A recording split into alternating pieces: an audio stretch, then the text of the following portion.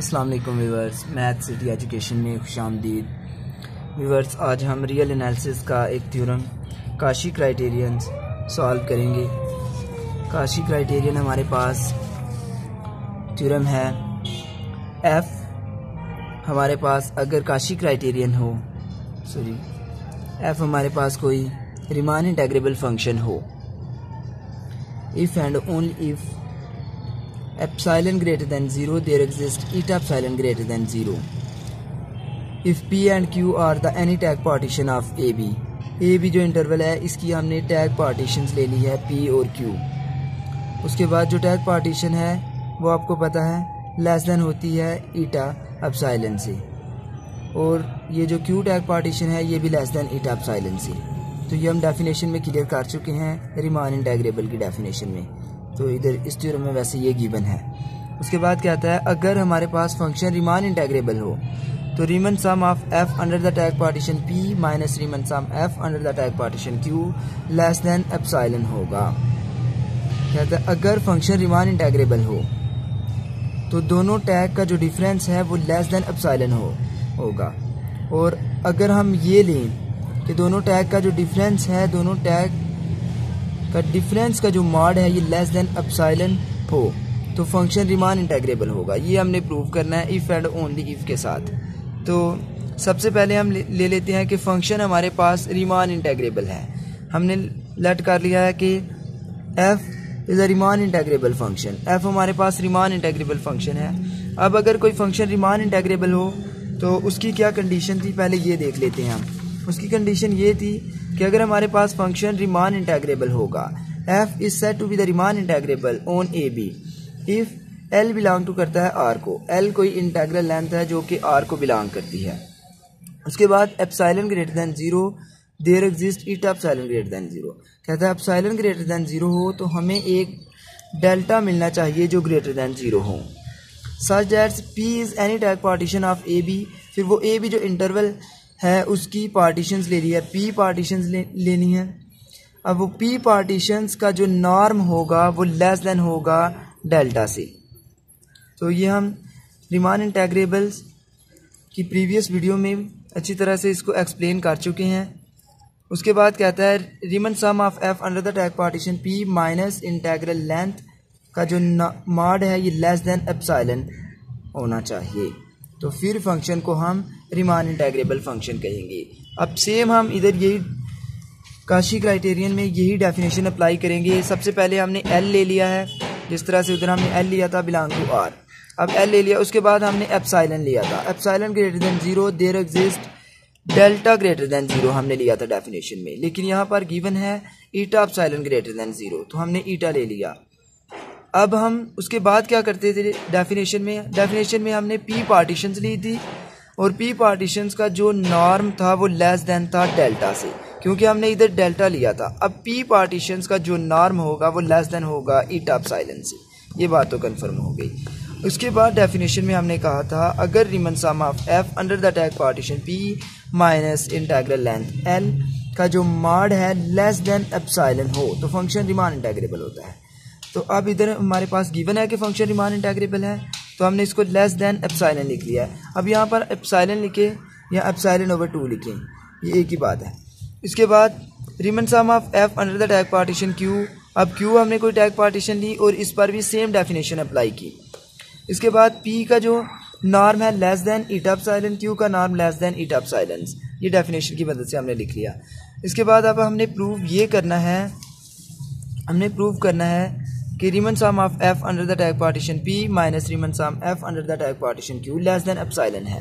तो हमने ये वाली साइड लिख ली है, ये वाली साइड ले लेते हैं हम। Riemann sum f under the tag partition p minus Riemann sum f under the tag partition q। इसमें हमने माइनस l कर दिया और प्लस l खुद से ही ऐड और सब्ट्रैक्ट कर दिया हमने। अब इसको हम क्या करेंगे, इसको हम दूसरी साइड पर ले जाकर लिख देते हैं। इसको हमने क्या किया है, इसको हमने माइनस l और प्लस l लिखा हुआ था उधर, तो हमने इसको चेंज कर दिया है थोड़ा सा। हम इसको अलग अलग मॉड में लेकर आए। इधर हमारे पास आ जाना था l minus Riemann sum f under the tag partition q, ये वाली जो है तो हमारे पास ये Riemann sum F under the tag partition P और माइनस एल ये इसके साथ लिख दी। उसके बाद हमारे पास क्या बचता है, एल और minus Riemann sum F under the tag partition Q, ये हमारे पास बचती थी। तो इसको हमने चेंज करके बाद में माड में आप जानते हैं कि साइन को रकमों को चेंज किया जा सकता है, तो हमने L minus Riemann sum of F under the tag partition Q को चेंज कर दिया है। तो यहाँ से माइनस कॉमन लेकर इनको चेंज कर दिया। अब और साथ ही इनका माड भी अलग अलग कर दिया। माड अलग अलग किया हमारे पास, तो ट्राइंगल इनक्वालिटी की वजह से हमारे पास ये लेस देन इक्वल आ गया। तो ये हमारे पास ट्राइंगल इनक्वालिटी होती है कि ए प्लस बी होल का माड लेस देन होता है ए के माड प्लस बी के माड से। तो इसको यूज़ करते हुए हमने ये वाला लिखा। इसके बाद हम क्या करेंगे, ये सेम जो ऊपर लिखा हुआ है वही नीचे लिखा है, इधर मैंने ये लिख दिया है पीछे वाला। तो अब हम Riemann sum of F under the tag partition P minus L, ये हमारे पास फर्स्ट वाले में था कि ये हमारे पास लेस देन है एप्सिलॉन ओवर 2 से। इधर से हमने Riemann sum F under the tag partition P minus L less than है एप्सिलॉन ओवर 2, तो इसको हमने लिख दिया इसकी जगह पर एप्सिलॉन ओवर 2। सेम इसी तरह से इसकी जगह पर भी एप्सिलॉन ओवर 2 लिख दिया। एप्सिलॉन ओवर 2 और एप्सिलॉन ओवर 2 इनको सॉल्व किया तो हमारे पास एप्सिलॉन आ गया। तो अब हम इस एप्सिलॉन को लिख सकते हैं, लेस देन इक्वल एप्सिलॉन है हमारे पास, तो इसको हम लिख लेंगे कि ये हमारे पास Riemann sum F under the tag partition P minus Riemann sum F under the tag partition Q, दो टैग पार्टीशन का जो डिफरेंस है इनका माड हमारे पास लेस देन एप्सिलॉन आ गया है। तो ये हमने प्रूव कर दिया है। हमने थ्योरम में यही प्रूव करना था कि अगर एफ हमारे पास रीमान इंटेग्रेबल फंक्शन हो, एफ हमारे पास रीमान इंटेग्रेबल फंक्शन हो तो ये जो है लेस देन एप्सिलॉन होगा। तो हमने एफ को रीमान इंटेग्रेबल फंक्शन लेट किया और इसको हमने प्रूव कर दिया। अब हम इसको लेट करेंगे, इसको सपोज करेंगे और एफ को रीमान इंटेग्रेबल प्रूव करेंगे। तो कन्वर्सली अब इसका सॉल्व करते हैं। तो इसका कन्वर्सली सॉल्व करने के लिए हमने एफ को रीमान इंटेग्रेबल ले लिया है। Suppose that F is a Riemann integrable functions. अगर एफ हमारे पास रीमान इंटेग्रेबल फंक्शन है तो हमारे पास रीमान इंटेग्रेबल फंक्शन की डेफिनेशन अप्लाई करते हैं। इधर सबसे पहले epsilon greater than 0 Riemann integrable function की डेफिनेशन में लिखते थे। देयर एग्जिस्ट डेल्टा हमें मिलता था जो ग्रेटर देन 0 होता था। यहाँ पर हमने लेट कर लिया है कि एप्सिलॉन इक्वल टू 1 है, एप्सिलॉन इक्वल 1 है greater than 0। There exist delta 1 greater than 0। तो यहाँ पर हमें एक डेल्टा 1 मिला जो ग्रेटर देन 0 है। अब ये तो हमने सपोज किया हुआ है कि Riemann sum of F under the tag partition P minus Riemann sum F under the tag partition Q1, ये पी और क्यू जो डिफरेंस मार्ड है ये लेस देन एप्सिलॉन है। ये हमने सपोज किया है और हमने प्रूव करना है कि एफ रीमान इंटेग्रेबल फंक्शन है। तो इसको हम करते हैं, ये लेस देन एप्सिलॉन आना था, एप्सिलॉन की जगह पर 1 लिख दिया। पी का जो नॉर्म है लेस देन डेल्टा 1 और क्यू का नॉर्म जो है ये लेस देन डेल्टा 1 आ गया हमारे पास यहाँ पर। इसके बाद हम इसको करते हैं, इसको हम एप्सिलॉन की वैल्यू हमने चेंज कर दिया है। एप्सिलॉन की वैल्यू हमने ले ली है epsilon is equal to 1/2। Epsilon की वैल्यू हमने ली है एप्सिलॉन इज इक्वल टू 1/2। अब हम अगर एप्सिलॉन की वैल्यू ये लेंगे greater than 0, epsilon greater than 0, there exist delta 2 greater than 0, तो हमें एक डेल्टा 2 मिलेगा जो ग्रेटर देन 0 होगा। Riemann sum of F under the tag partition P की 2 minus Riemann sum of F under the tag partition Q की 2 less than है 1/2 से, यानी एप्सिलॉन से। अब P1 जो है ये लेस देन P2 जो है ये लेस देन है डेल्टा की 2 से, Q2 का जो नॉर्म है लेस देन है डेल्टा की 2 से। तो अब हम यहाँ पर लिख सकते हैं कि डेल्टा 2 लेस देन है डेल्टा 1 से और डेल्टा 1 ग्रेटर देन है डेल्टा 2 से। इसके बाद हमने एप्सिलॉन की वैल्यू ले ली 1/n। पहले हमने एप्सिलॉन की वैल्यू 1 ली, फिर एप्सिलॉन की वैल्यू 1/2 ली। इसी तरह से एप्सिलॉन की वैल्यू आप 1/3 भी ले सकते हैं, 1/4 भी। और अब हमने ले ली है epsilon is equal to 1/n। There exist delta n greater than 0 such that Riemann sum f under the tag partition p की n minus Riemann sum of f under the tag partition q की n, इसका जो माड है less than 1/n होगा, 1/n यानी कि epsilon. तो पी की एन का जो नॉर्म है ये लेस देन डेल्टा की एन हो जाएगी और क्यू एन का जो नॉर्म है लेस देन डेल्टा की एन हो जाएगी। तो जैसे कि हमने ऊपर कहा था कि डेल्टा 2 लेस देन है डेल्टा 1 से। डेल्टा 2 एक बड़ी रकम है और 1 एक छोटी रकम है। तो 2 वाला यहाँ पर हमने कहा है डेल्टा 2 छोटा है डेल्टा 1 से। तो यहाँ पर n एक छोटी रकम है और n प्लस 1 एक बड़ी रकम है। तो हम कहेंगे डेल्टा की n जो है ये बड़ा है डेल्टा की n प्लस 1 से। इसको आप इस एग्जाम्पल की मदद से आसानी से समझ सकते हैं कि ये जो 2 वाला है हम इधर देख सकते हैं डेल्टा की 1 बड़ा है डेल्टा की 2 से। तो इसी तरह से डेल्टा की n बड़ा है डेल्टा की n प्लस 1 से। अगर मैं इसी को अगर मैं लिखूं, फ़र्ज़ कर लूं कि 1 की जगह पर n है, डेल्टा की n ग्रेटर देन है डेल्टा की, इधर 2 को लिख दूं 1 प्लस 1। तो 1 की जगह पर डेल्टा की 1 की जगह पर तो हमने n लिया था, ग्रेटर देन है डेल्टा की n प्लस 1 से। डेल्टा की n ग्रेटर देन है डेल्टा की n प्लस 1 से। तो ये हमने वहाँ से लिया। यहाँ तक आई होप आपको अच्छी तरह से समझ आ गया होगा।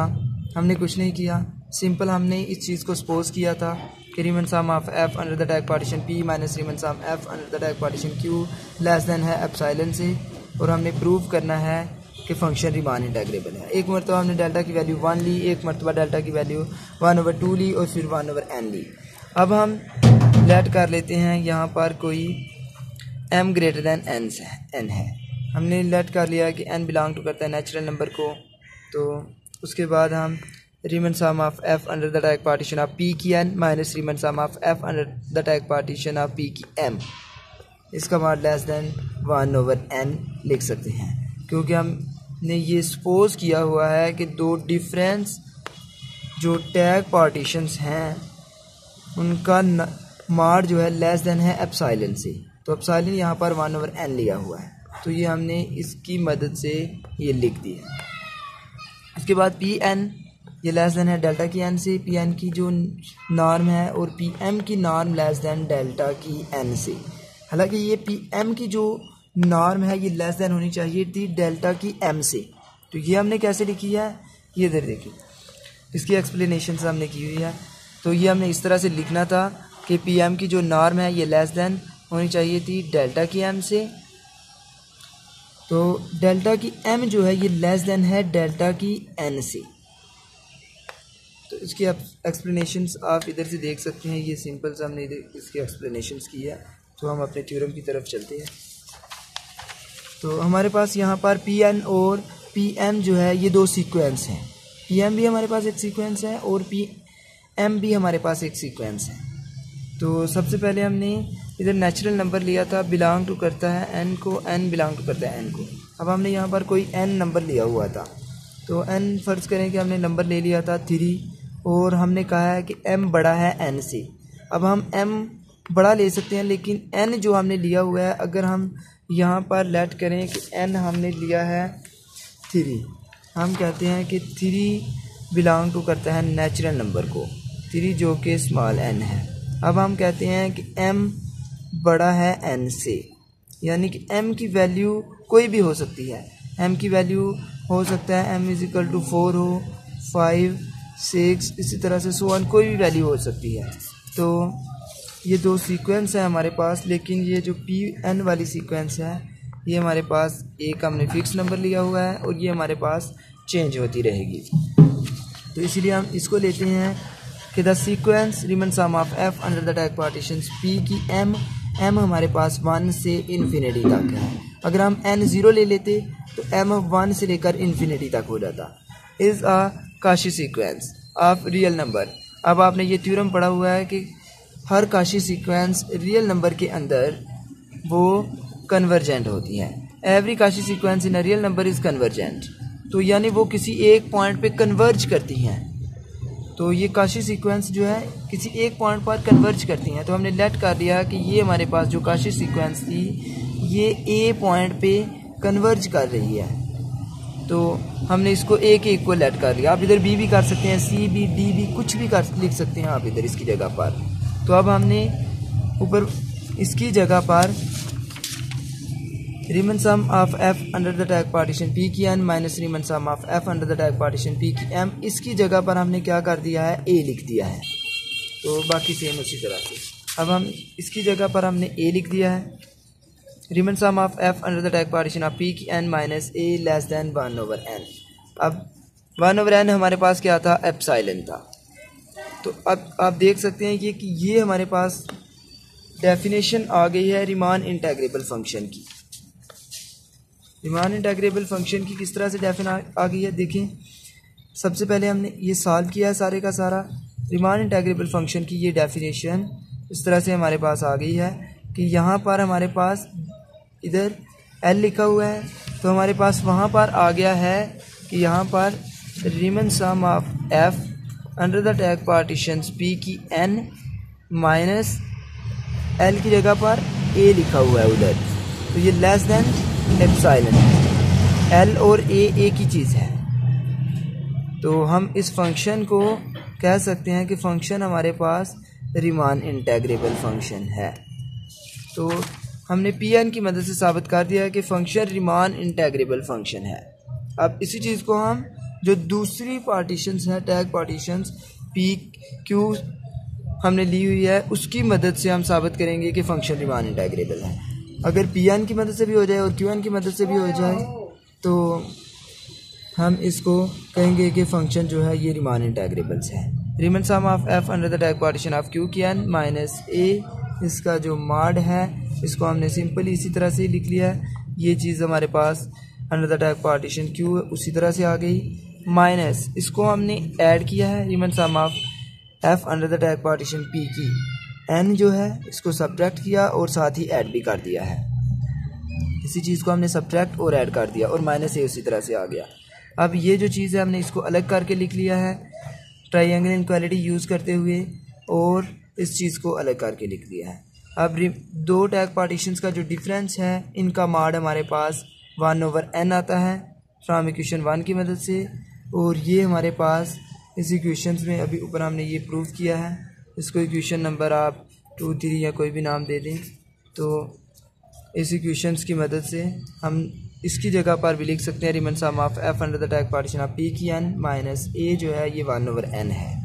तो 1/n और 1/n हम इसको लिख लेंगे कि ये हमारे पास आ गया है 2/n। तो हम इसको लिखेंगे कि Riemann sum of F under the tag partition Q की N minus A less than होता है एप्सिलॉन के। तो हमने क्यू एन पी एन और क्यू एन दोनों टैग पार्टीशंस को यूज़ करते हुए रीमान इंटेग्रेबल फंक्शन की डेफिनेशन अप्लाई करवा दी है इन पर। तो हम कह सकते हैं कि F is a Riemann integrable function with the integral A. यहाँ पर इंटेग्रल हमारे पास ए है। तो ये हमारे पास काशी क्राइटेरियन थ्योरम था, थोड़ा सा लेंथी था लेकिन बहुत ही इजी था। आई होप आपको अच्छी तरह से समझ आई होगी। वीडियो को शेयर करें, लाइक करें और ज़्यादा से ज़्यादा वीडियो को वॉच करें अगर आपको समझ नहीं आ रही तो। अल्लाह हाफिज़।